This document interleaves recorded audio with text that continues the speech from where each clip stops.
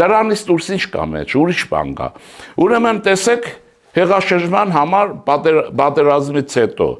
էլ Գալստանյան շպրտեցին մեջտեղ, հեղափոխություն, ոսկեպար։ Դրանից առաջ Վազգեն Մանուկյան շպրտեցին քաղաքական, հետո ինչ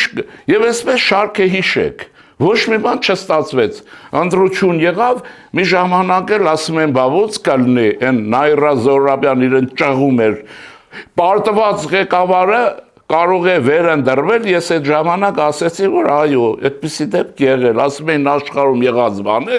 պարտված պետության ղեկավարը նորից ընտրվի։ Այնքան պրիմիտիվ է, այնքան չիմացության հետ կապ ունի, այնքան քաղաքականությունը չհասկանալու։ Ես այո ասում էի, եւ դա ես արել եմ, որ Անվար Նասերը, ուրեմն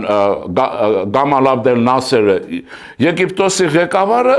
ջախջախվեց, ուրեմն Իսրայելա պատերազմում հրաժարական տվեց, հրաժարականը գեներալիտետը չընդունեց, որտեղ պետությունը կփլվեր։ Մերը նույնն եղավ, հիմա վերադառնում են կարծին, չեստեղ է։